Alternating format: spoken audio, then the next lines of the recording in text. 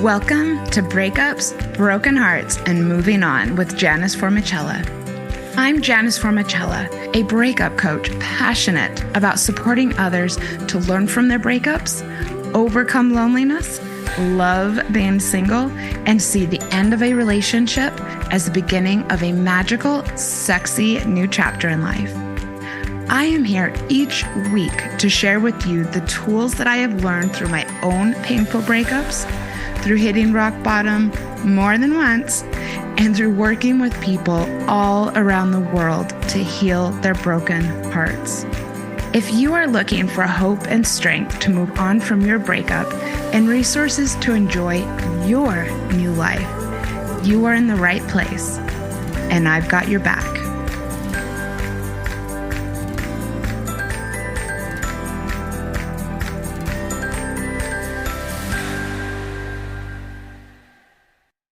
Welcome to another edition of my breakup story. It has been a little bit since I've dropped one of these, and I am so excited for today's chat. It is a true inspiration.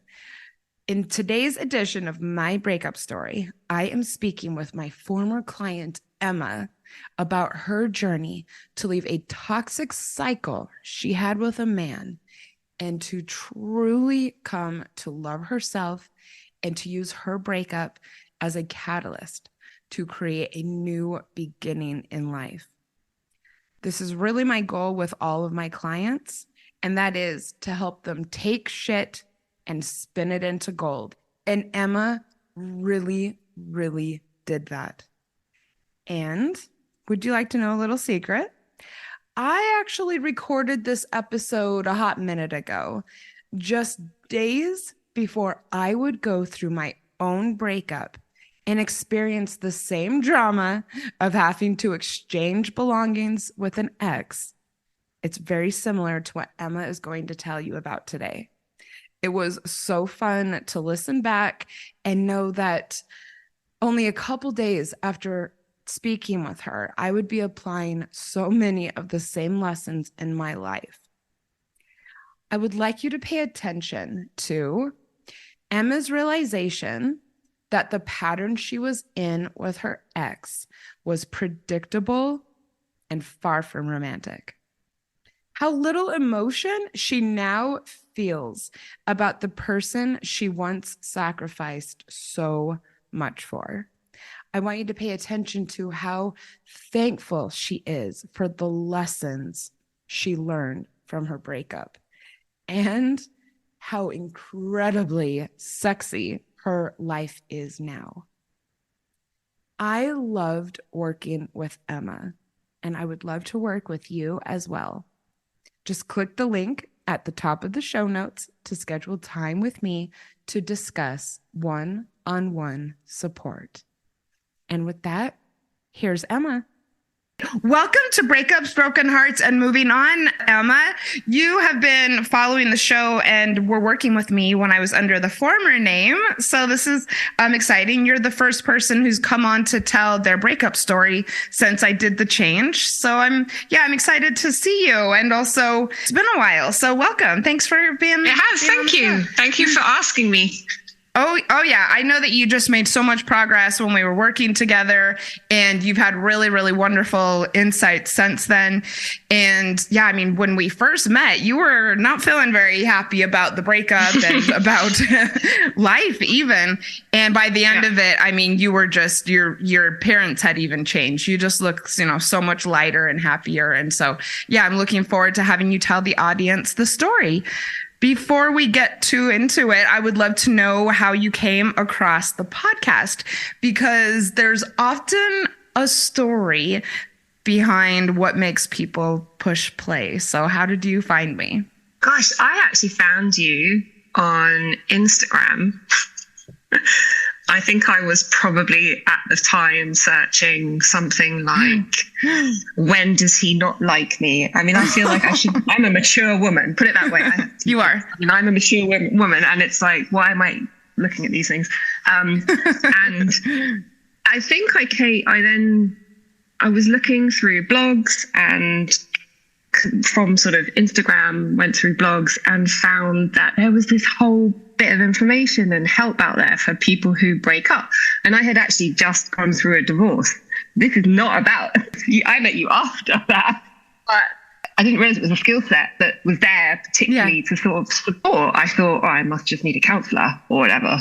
But it was enlightening. And then obviously we got chatting and we gelled. Yes, really for sure we did. It was such a joy to work with you, both because you did make lots of progress and also your dedication and commitment to the process and to getting to a better place. So well done. And let's get into your story. Can you tell us about the end of the relationship and what led to the breakup? I think that it's important to kind of normalize some of these shitty stories. And so what would you feel comfortable letting us know about your situation? So the end of the breakup, when was the end? I mean, when he said, I don't want to be with you anymore, or like 7 weeks later, because it was like this long drawn out process, because obviously back and forward, come back, which I wasn't expecting. I had kind of known it was coming, if I really think about it. At that point, it was a shock. I was like, this will be fine and we'll work through it. He was a lot younger than me, a couple of decades younger than me. And it had been, from what I remember, it had been a bit of a pandemic relationship. Am I correct? Yeah, so we had met on my doorstep in the middle of the pandemic, and kind of got chatting, and it was all through the pandemic. So I suppose it was a little bit out of the norm in that respect. There was a lot of pandemic relationships actually, and they were really hard for people to end. Well, it was very intense. It was very intense, very quick. Mm-hmm. And I was in a good place, leaving my ex-husband. That was on my sort of watch, but I think that I did a kind of need reaction, and a young person interested in you, and very much felt like they were doting on you, and you're like, well, this is interesting and new, and you kind of do this, no, be sensible, kind of, let's not run into this very quickly, and then you just fall into it. And then I think the breakup, the beginning of the end was, it was always too needy, and I was like, I can manage this, it's fine, I can manage this is just what people like, they're like, it's fine. And in the end, I was going to say something I actually disagree with. I was going to say I couldn't give him enough. Actually, I couldn't give him what he needed. Nice reframe. Oh, nice work, everybody. Look. Oh, wonderful. Yes, wonderful job.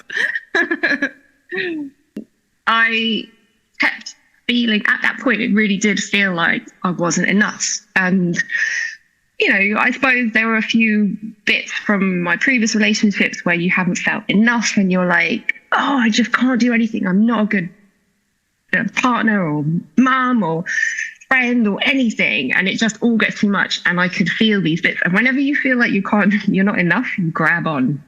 And it was this like, I became a bit obsessive. I was like calling him and worked up in the day, and I don't do that. I remember that. Yes, you were actually, so everybody, I mean, the progress that Emma made was remarkable and swift too, because when we first met, you were still doing that.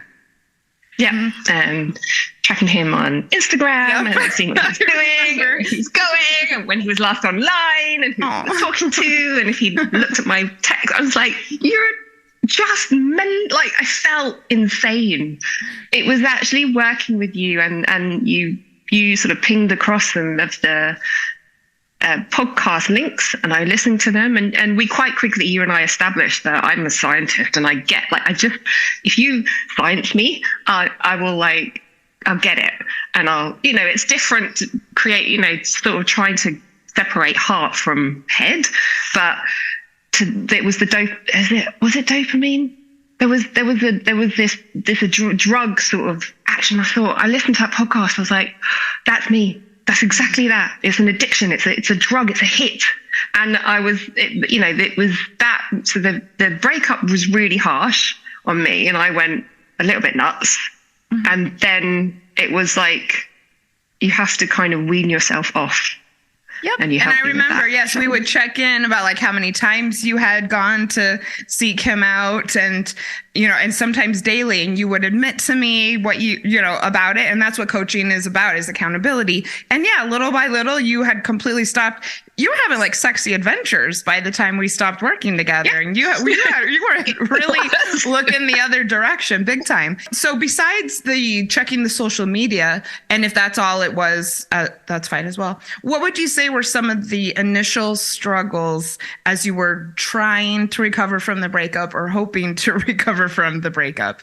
I think, the initial struggle was because it got messy. It got messy because we did part ways. It was the right thing. And we parted ways because I think, we're almost different generations, crying out loud. It's very different lifestyles. The pandemic was coming to an end, and sort of reality was biting both of us a bit. And I started to work with you and I went through sort of hills of confidence, and I started swimming for it, and being in a team again and doing stuff for me. And I got this kind of confidence. And then it was almost like the minute I didn't return his, "Hey, how you doing? You're right," kind of text, or he would call me and I wouldn't answer, he would just ramp up that, "Hey, are we still friends?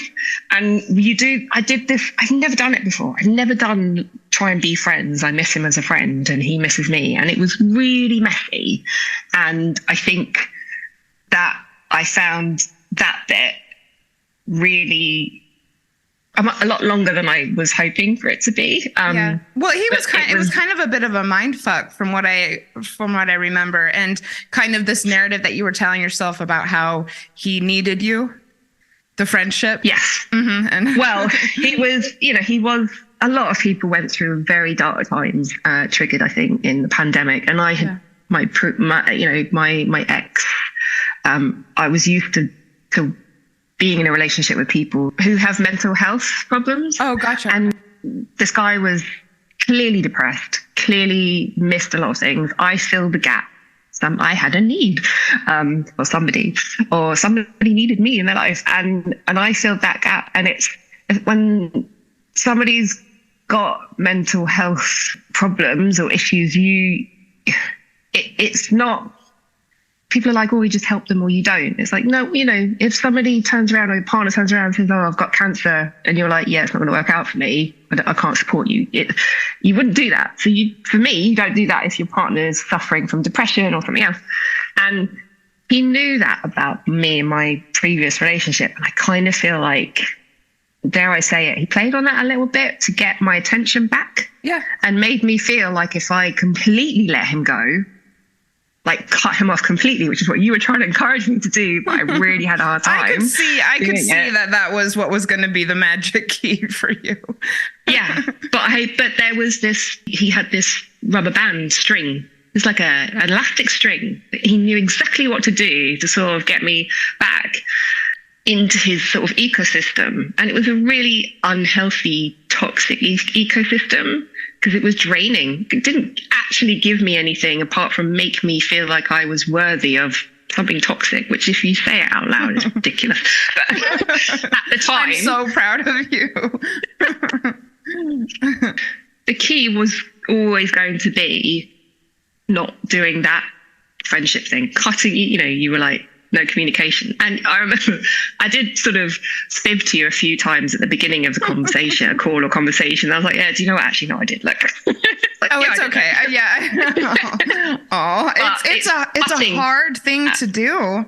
Yeah. Really hard. It is, and it's a drug, and you get so used to it. Somebody being, and particularly in the pandemic, particularly when you didn't really have a lot of else to do apart from look at bad news, right? Mm-hmm. You're looking for something else to focus on, and I think that was the key to everything, but the hardest thing to do. That sort of, "Oh, I missed his call. Should I call him back?" And you were like, "You don't need to." And I'm like, "But what if he needs me?" I remember saying to you, "But what if he needs me?"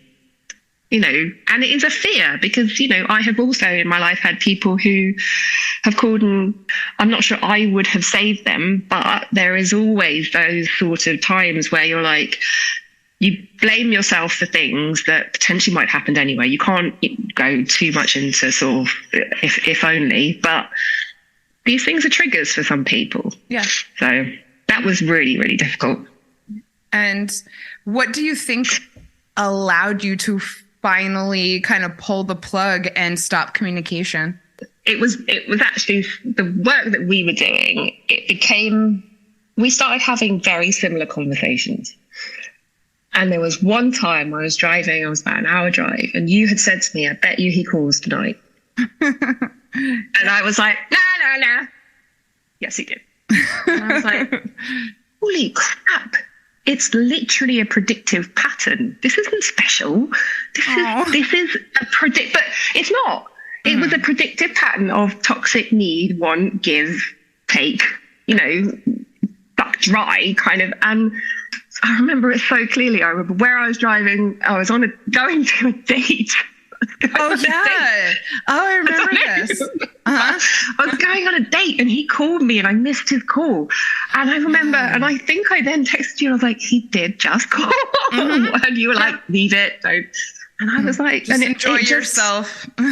Yeah. And it sort of sat in the back of my mind. And it was like, this is all very predictive. I wonder what would happen if I break a cycle. Now, throughout my entire life, I've known things get very cyclical, can be very damaging, and you have to break a cycle to move on from it. And so it was the minute that I saw the cycle, like literally, I saw it rather than you tell me it, but actually spotted it with you in my head. I was like, holy crap, okay, needs change. And it wasn't immediate, but I don't think I looked at Instagram or anything for at least like 3 or 4 weeks after that. I was like, okay, that's not good. Enough is enough. And then he called like 3 or 4 months later, again, missed it. And by that point, that sort of response dopamine hit, whatever it is gone. Right. It doesn't happen. It's like, I'm all right. Thanks. I know for me, I after about that time, like 3 or 4 months in, I definitely find that it's replaced with like kind of a bit of repulsion if the person does reach out to me instead of being like, ooh, or it's kind of like gross. Yeah. Wow. Have you not moved on? Or like, exactly. I'm like, wow.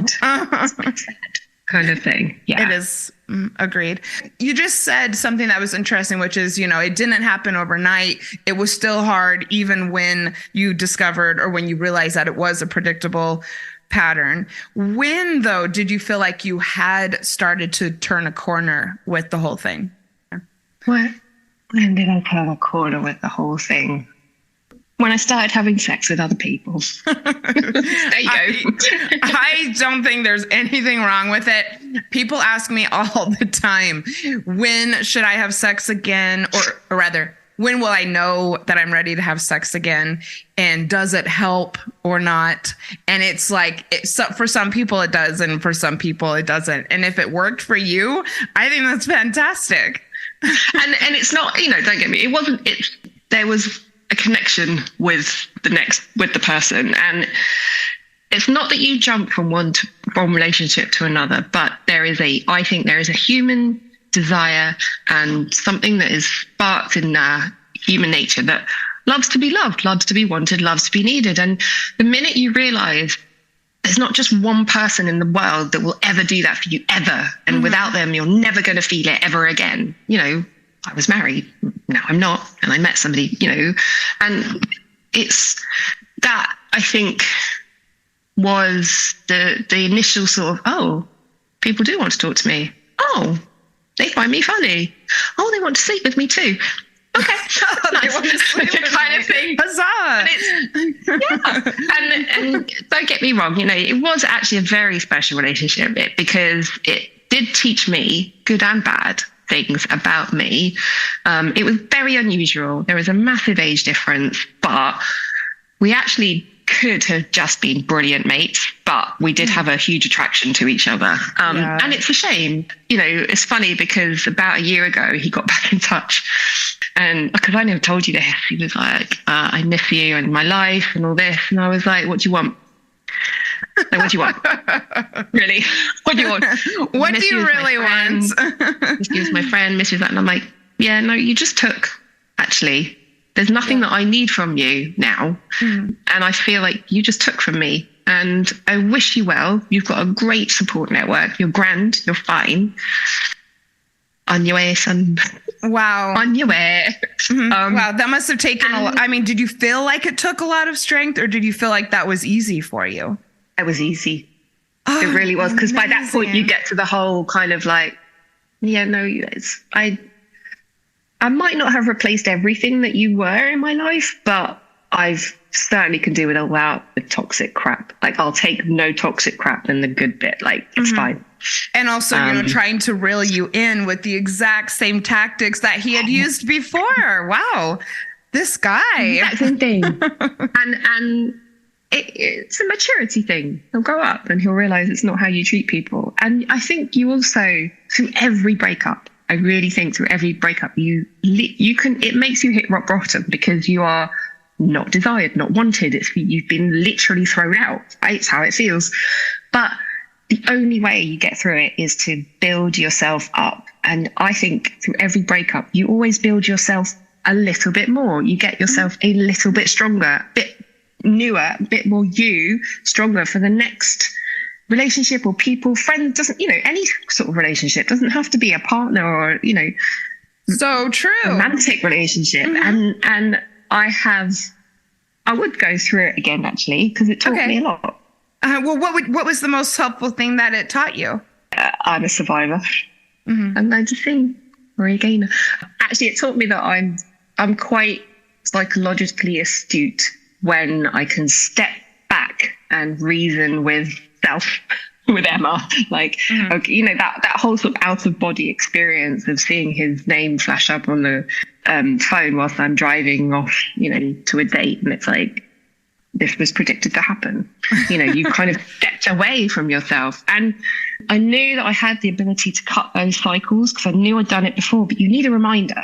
And doing it for the first time is really freaking hard. I'll tell you that. I had done it before.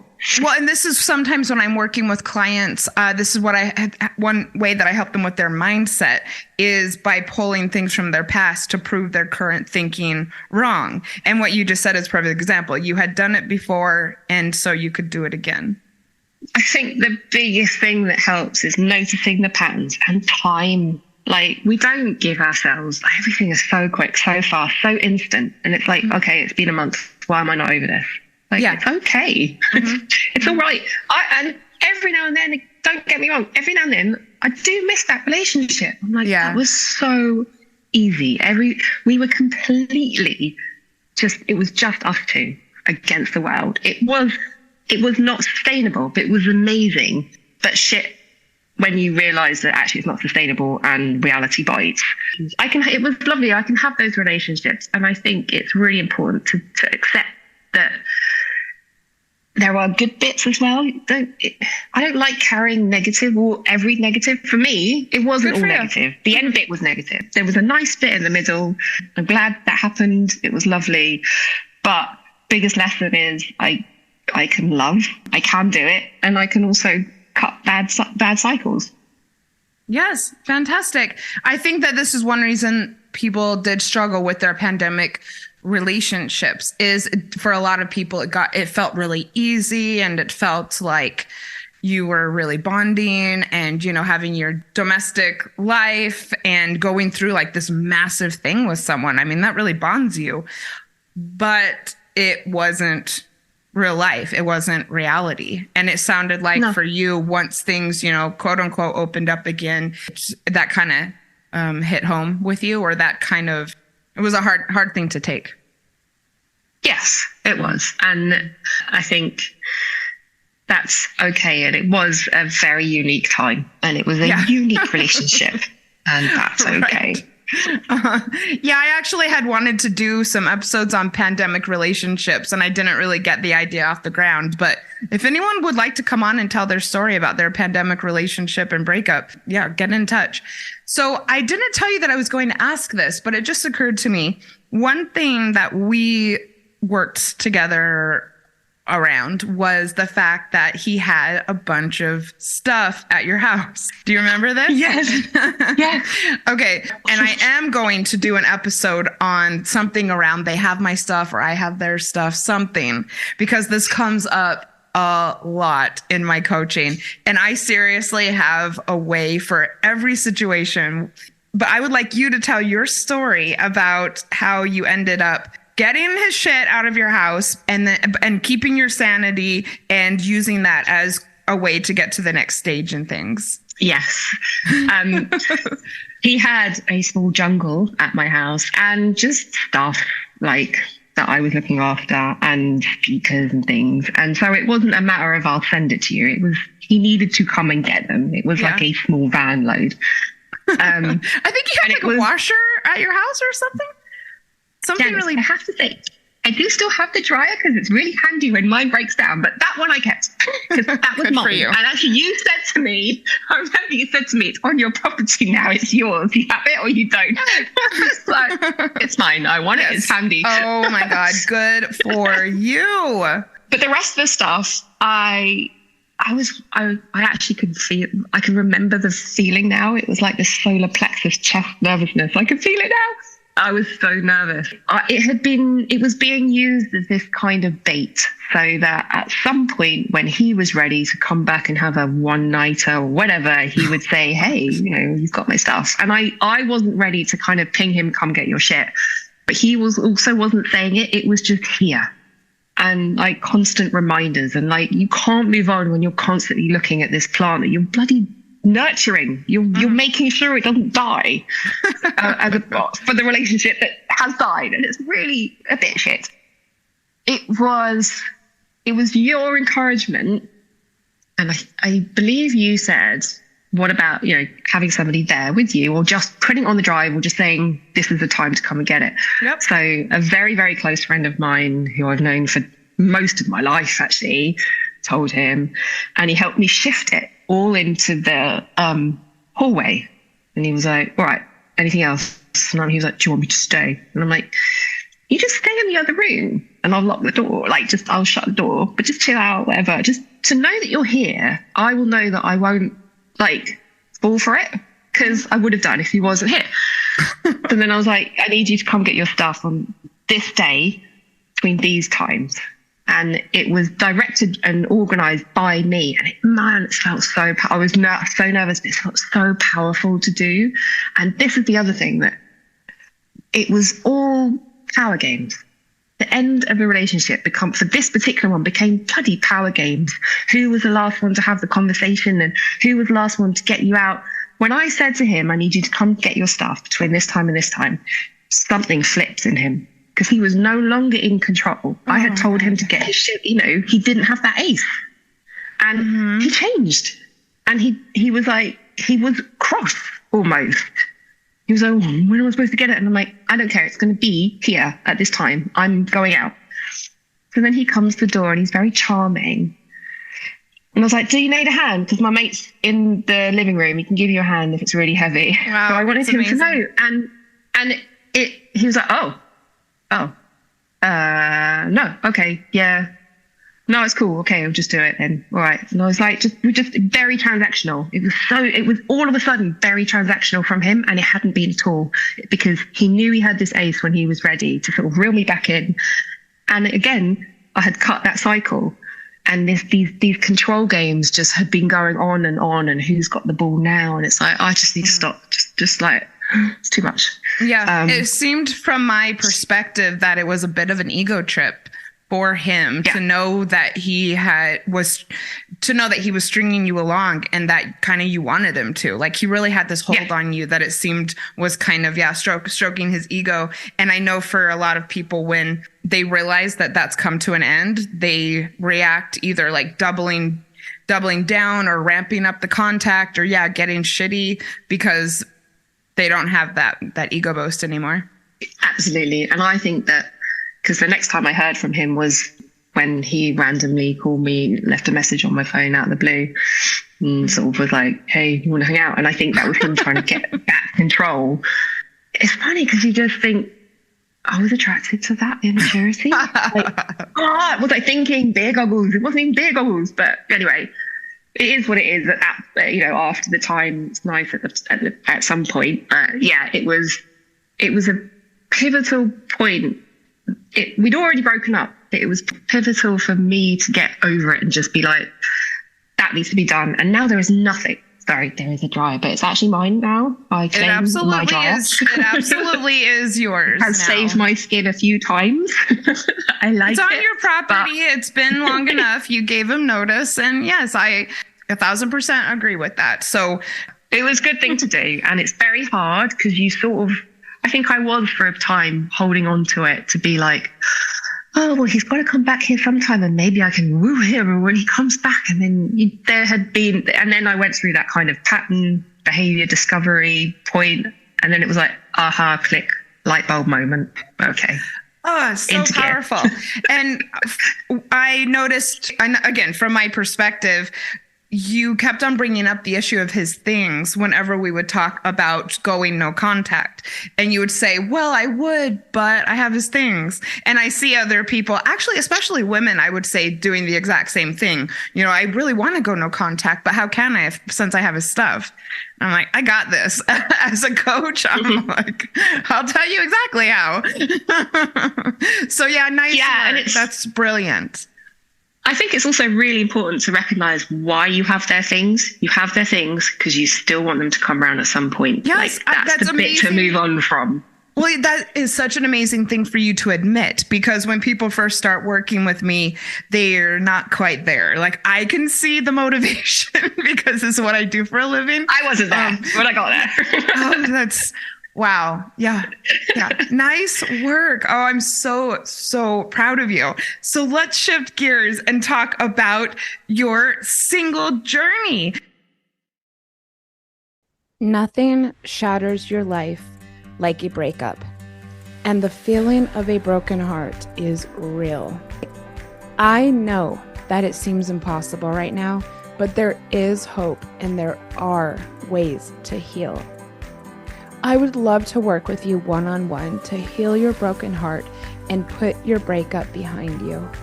My personalized coaching programs are designed to pinpoint what will be most effective in helping you to move forward and make this breakup a part of your past. I believe in you. Message me at breakupspodcast@gmail.com or hit me up on Instagram at breakupspodcast, and let's connect about creating a magical plan of action to get this breakup in your rear view mirror. You really went for it. I was really enjoying, just for my own, not entertainment exactly, but I was loving your updates near the end. I can entertain you. Well, because your stories, I was like kind of jealous. I mean, I was just coming out of the pandemic myself and not quite socializing again yet. And some of the things that you were telling me that you were doing just sounded fun and sexy. So how did what you learned from the breakup kind of impact that next chapter as far as your single journey and dating again and having sex with other people again? Did you feel like you brought anything that you learned from the breakup into that chapter?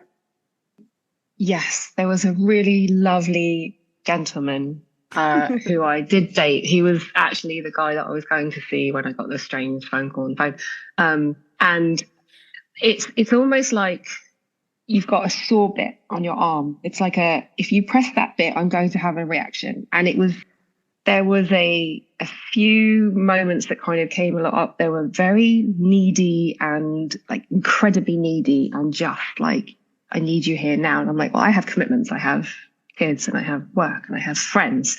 And this is what this ex that, you helped me move on from would do. He would like manipulate my environment to just be him and me. And so that I didn't really have a lot left. In pandemic, you didn't have a lot, right? You had the people who were closest to you, but taking what that had meant and how it felt when he was like, no, it's fine, I don't need you anymore, whatever it felt like, into the next place. The minute I felt that kind of, but why do you need to go and be with your friends? Why, but I'm around. I'm like, because this is actually good for me.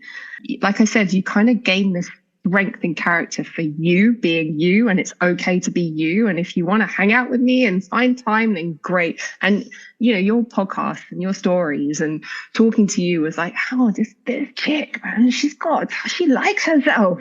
She spends time with herself. But it's like, that's kind of weird, but okay, I'll try that one. And the minute people were like, this lovely guy was like, yeah, I need you now. I was like, no, I'm sorry, this is not healthy. I need you now. Bye. And it wasn't like a sexual thing. That might have been fun, but no, it was a lot. But I had never done this.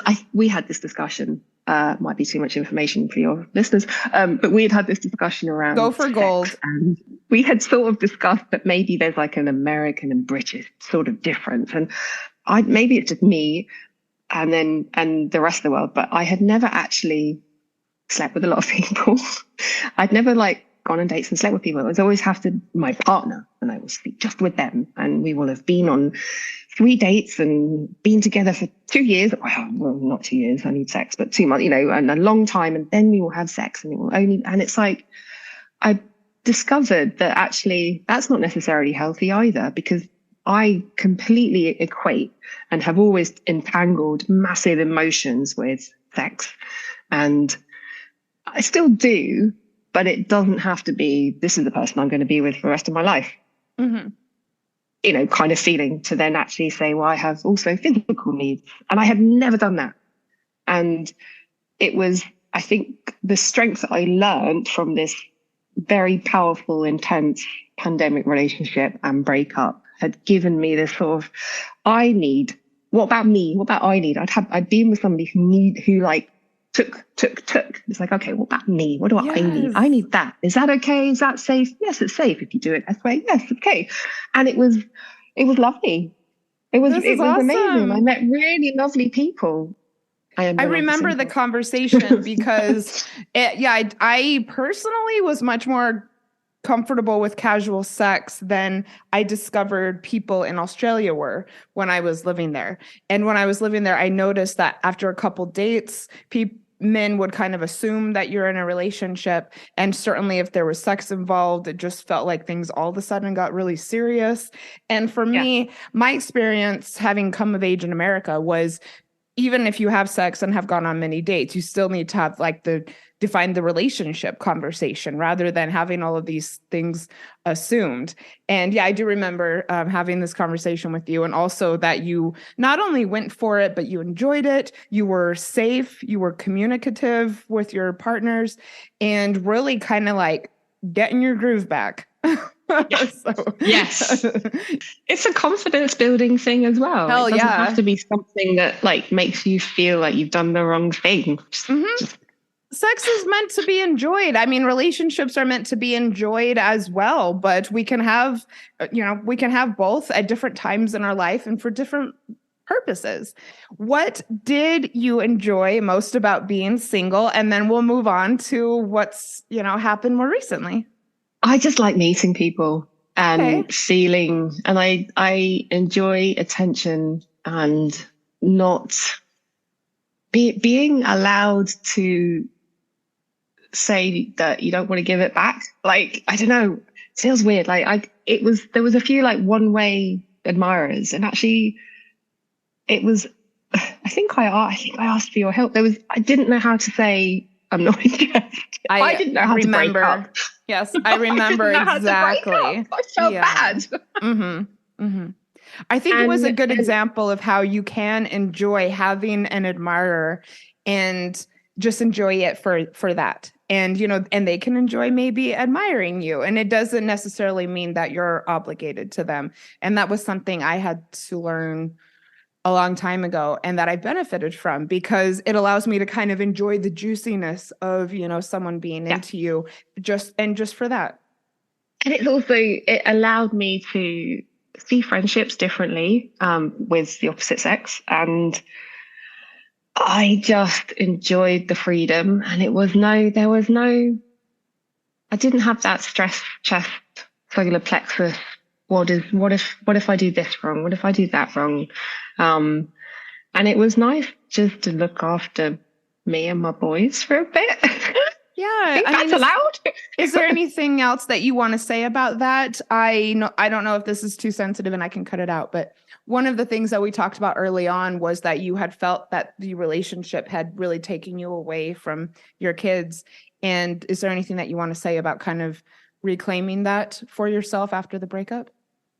Yes, I think after the breakup, the I did a lot of what would I do differently? What should I have done differently? So I did do retrospective, but the biggest guilt I had was I felt like I ignored my kids for the sake of the need of somebody that in the end didn't really matter. Like over everything, the kids matter more than anything for me personally.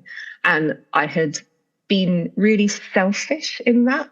And I had to kind of separate the need and the ability that I should have to be selfish at times, but not to be it. Well, I wasn't being selfish. I was actually giving it to somebody that took for Yes, me. that is a And wonderful thing to differentiate. And there is, I think, a big difference between being selfish and putting yourself first and feeling obligated to someone out of pressure or manipulation. yeah, and I think that that was also the partly the difficult bit of the breakup was that guilt and the because if we broke up, then I had chosen the wrong thing, and it was I had to unpick that. I really did, and you know, you asked me just before what I enjoyed about being single. I enjoyed being able to focus on the things that mattered when I felt they mattered, be it me or be it the kids, and not somebody else that was just taking, or you know, could have been someone else when it felt right. So yeah, it was there was a lot of guilt involved, but I talked to them. Actually, I talked to my kids. I was they're older, and I spoke to them, and I sort of said, you know, I will apologize because I wish I had done it differently, but I've learned, and it's not that I won't do it again and get things wrong, but this is how I see it. And we spoke about it, and one of them was like, yeah, no worries, and the other one was like, oh, that's kind of cool. And every now and then he brings it up and it's like, yeah, I remember when he did that. And he was like, yeah, that wasn't cool either. And I'm like, okay, no guilt trips now. Right, eat it, whatever. But, you know, I think I've always been quite open and honest with them, but I just wanted them to know that I've felt bad. And I recognized I'd ignored them and I'd made the wrong choice at that time. Well, and it sounds to me what you're saying is, you know, you also trusted them to trust you and trusted them enough to have a pretty mature adult conversation with them about an adult situation. Yeah. Yeah. Because they had seen, you know, they're like, what is going on? Why are you so sad? So, you know, I'm really bad at lying. Really bad. I didn't want to tell them any lies. What do you think was important for you to learn about self-care? And what would you say were some of your big self-care activities or go-to or practices during this time? Before I met you, Janice, I didn't have a bath. No, and I did bathe, but I would never just sit and relax in the bath. And this whole idea of self-care was so like, who does that? Like, why is that necessary? Like, what's that even mean? But you know, we all do it in different ways. Glass of wine at the end of the evening or a difficult day. And you even had wine during our session sometimes, which I really enjoyed. Yeah, that was self-care. Well, I'm not sure that was self-care. It was self-medicate. No, it wasn't. There's a fine line. There's a fine line. A lot of my clients actually will have wine during our sessions, which I think it's a great idea. Yeah. It's not taboo to me. Everything in moderation. Yes, for sure. I think. I mean, I went back to sport that I had used to do as a teenager, and I joined a club and a team, and I've actually won medals now. And it's I didn't tell you that. I've won medals. And they are a need of mine. I need them in my life, and that's an okay need. And we all need each other. As a group, we're all these little bunch of misfit people that come together and like work out incredibly hard and have our own lives and going on. And we just hash it out. And there's just an understanding of no judgment. And I need them. And it's purely mine. Nobody else's. It's mine. My kids are like, when are you going to the pool? Because you're ratty. And I'm like, I'm going now. Kind of thing. And it's like, good. Okay. Oh my God. So You are such a good example to other moms. Well, parents. Yeah. It's funny. Some people are like, oh, wish I had time to do what you did. And I'm like, I wake up at 5, I swim, I drop the kids at school, and I do a full day work. And then I do everything as a single parent. I do everything. So everyone has time. But for me, I found extra time and I needed to do that. And it has it's a new community in my world. It's a new family. It's a family that I've found. And a healthy one. Happy for you. So happy for you. I can relate. I'm building something similar in Denver with the ex-Mormon community that I help to organize. And there's a group of us who are really, getting together quite regularly. And it is kind of starting to feel like, something that I need. And I really, really appreciate what you said about time, because I'm the type of person who's learned lots about time management and scheduling and how we look at our time and how we look at our priorities and commitments. And I pretty much never say I don't have time. I always say I'm choosing not to make time, or I'm choosing to do this instead, because you're right. It's not about the actual amount of time. It's about what we choose to make important in our life. And it's funny, the other things you reminded me by saying that, some of the things I learned with this guy that I broke up with, the ability to say, no, I haven't got time for that. I'm going to choose not to spend my time with you this weekend. I'm going to choose to spend it with my kids. Also transferred to how I work with my kids now. I'm going to choose to feed you a healthy-ish pizza because I need to go to the pool. And that's my choice, not to sit down with a family meal for you today. There'll be others, but I need to do this for me. And I will be a better person on my own for you. That's brilliant. I honestly, I'm just repeating myself now. It's a marvelous example for other parents. Well, so I believe that you dated for a while and that you actually had, a little bit of a like status update. So what's going on with you now as far as your love life is concerned? Yeah, so I have met a very lovely grown-up man. Grown man. Cheers. Very grown man. We have taken it very, very slowly. It's actually someone I've known for years, that we've had friendship for years and years. And it just has developed slowly into a very beautiful, accepting, respectful, grown-up relationship. We have been together for over a year, and we don't live together, and we have space, and we respect each other's space. Thumbs up to that. Yes, you really don't need to move in. No. I mean, I guess eventually, but I think that having separate spaces is one of the healthiest things that you can do for a relationship that is important to you and that you want to last is, yes, have separate living quarters for, I guess, kind of as long as you quote unquote can. Yeah. Well, I mean, the biggest thing that's changed is I really like my time. Oh, I'm so proud of my student. And I'm the same as well. Sometimes my boyfriend will like almost apologize if he has something with his kids. And I'm like, I was looking forward to a night by myself. So I don't know what you're apologizing about. Yeah, it's really healthy, and it's so healthy to miss people as well, I think. But I really like my space. I really like it when he's here and we're all together, and it's lovely. And you go through ups and downs, and everything that gets thrown at you builds you to a stronger person. And I hope I don't need you again.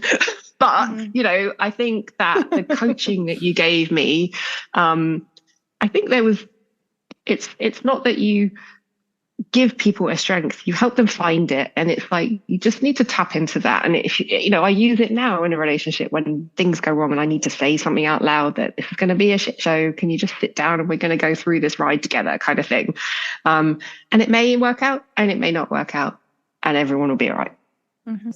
So you mentioned that you had been taking things really slow, which is something that I absolutely advocate for. So besides the fact that you keep your separate living quarters, what was another thing that you did to make sure that you didn't go too quickly in the relationship? Because I talked to a lot of people who expressed to me that they don't know how to take it slow. So how did you make sure that that was the case with the two of you? Um, I think I just set boundaries. Like I did actually have a conversation. I said, we're doing scheduling with two different families and stuff. And it's like, well, by the way, these are my nights to me, but these 2 nights I will swim. These are off limits. I'm not going to swim. And it's just say, I found that if I gave up an evening to do that, to be with him, or I have found that I'm a bit shitty. Because I want to be in the pool. Yeah. Love you, but I won't be in the pool. That's how I am with my Sundays. If I really feel like I almost need a big chunk of time to myself on Sunday, and if I don't get it, my mood the next day is really affected. So, You just and have to yes, tune into that. I yeah. think it's tuning into that is really important. And also having been with someone that was so needy, I kind of am now maybe I'm like an ex-smoker when it comes to it. I'm like, if I feel something over needy, I kind of like complete averse reaction. And if I feel like I'm getting needy, I just need to check myself and be like, okay, that's also not healthy because it's not healthy. Stand on your own 2 feet and lean with people. It's not about somebody holding you up. It's about somebody together, you supporting each other. And sometimes it's left, sometimes it's right, and you're swaying, and it's okay. It's not one person doing all the bloody work. Well, then tag team, the other one does it. It's not, and I just sort of have to. I kind of cue into it every now and then. I feel, a little emotional because this is just such a big turnaround. And you really, I mean, for lack of a better cliche, you sound like you're living your best life, girl. So Emma actually even set a boundary with me, and that is that she is hoping at least to get to the pool tonight. So we're going to get this wrapped up so that I can support her in doing that. Thank you. However, we got to cover this, and that is, what is something that you would say to someone who is struggling with a breakup right now? I would say look at patterns, recognize patterns, and it is just time. You will get through this. Promise you, it will get through this. Time will feel like forever, but you will come out so much stronger. That's a great bow to tie around this chat. I am thoroughly and sincerely happy for you and thoroughly impressed. And I'm, absolutely thrilled. So thank you for being here. Thank you for your vulnerability. Thank you for sharing your story with the audience. And let's get you off to your self-care swim. Yeah, thank you. But also thank you for helping me grow. All of this was helping me grow. So thank you. It's absolutely my pleasure and my passion to do so. Thank you to everyone for being here today for this bonus episode. Thank you, Emma, and I'll see everyone on Tuesday. Bye.